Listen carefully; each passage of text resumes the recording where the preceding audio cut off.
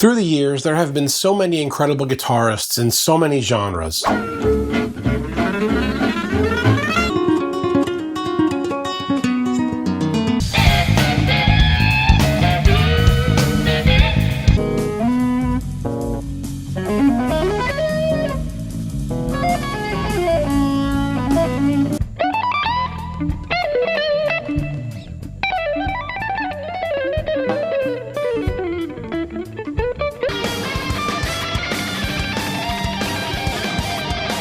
So when I'm hanging out with friends and they ask me who I think the greatest guitarists of all time are, I have to give this little speech. First of all, music is not a competitive sport, and the idea of one player being better than another is completely subjective.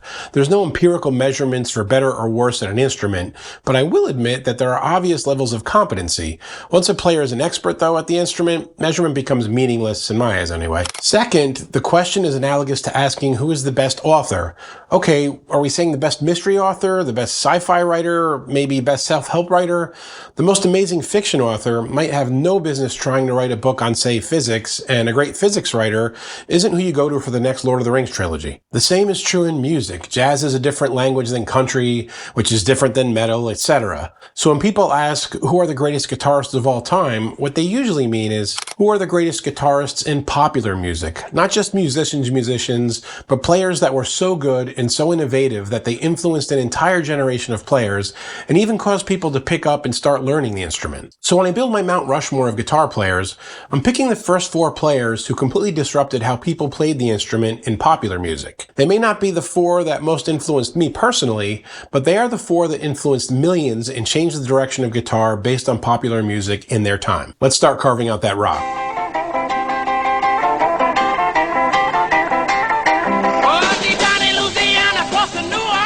Before Chuck Berry, guitar in popular music was completely different. I mean, there were smatterings of what became his sound, and indeed, arguments that he copied some of his most iconic work from other players. But regardless of that, he was the first player to consistently put together the tone and the licks that became the foundation of rock guitar playing moving forward. I would argue that the intro guitar to Johnny B. Goode is the first iconic guitar riff in popular music. His playing was at the forefront of the rock and roll revolution, and he made it cool to be a guitar frontman instead of just have a supporting role. How many times have you heard variations on this riff? And then... And heck, I still use a variation of it even in metal tunes today by dropping in a diminished note on the second loop through.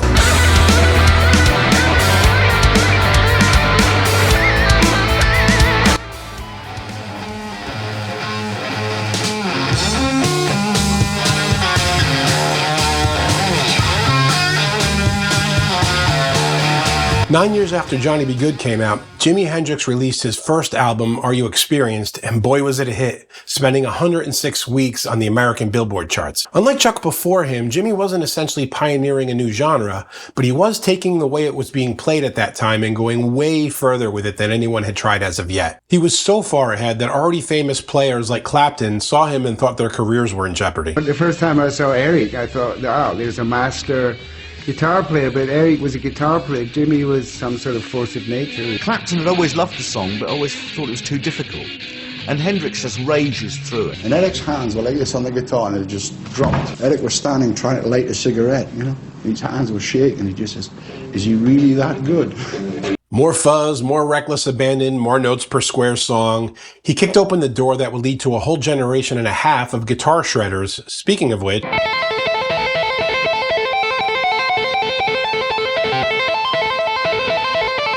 Is there a modern player who doesn't know how to do that? Well, before February 10, 1978, a couple players here and there dabbled with tapping, but no one had made it a part of the rock guitar lexicon yet. Then along comes Eddie with Eruption, and everything changes.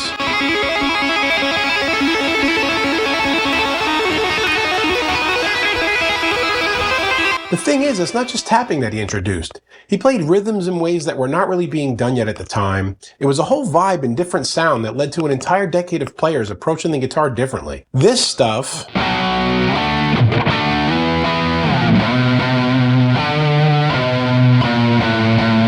became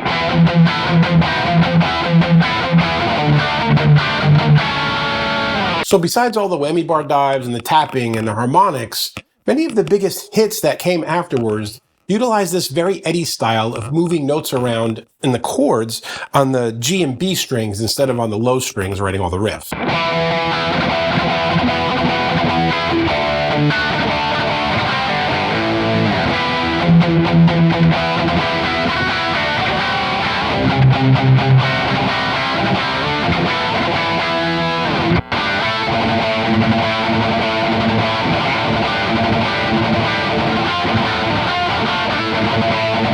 And for me, as a guy learning guitar in the 80s, I watched firsthand as people I know decided to pick up guitar and learn just because they heard Eddie play. It wasn't just that he was influencing guitar players, he was creating new ones. And that's kind of been my point with these first three players on the Mount Rushmore of Guitar. This last one, I'll admit, is more of a guitarist's guitar player though, but his influence is so vast that I have to put him in the final spot.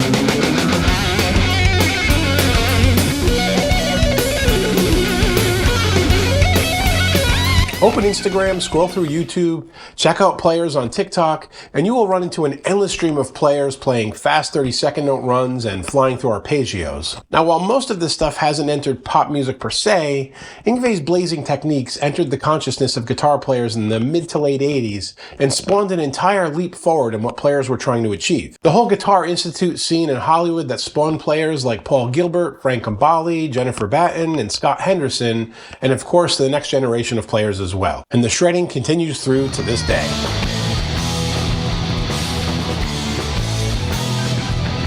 And yes, there were players ripping blazing fast licks and using a more classical approach on guitar before Yngwie, but he brought it all together into a center point of style and dropped it into the hard rock heavy metal milieu. It was a turning point. So there you have it, my idea of the first four guitar players in popular music that changed it all. As I said, there are many players that had huge influence, but these are the ones I think that take it into that special Michael Jordan, Tiger Woods, Babe Ruth level. What do you think? Drop a comment below if you haven't already started your disagreement post. I'd love to hear from you all.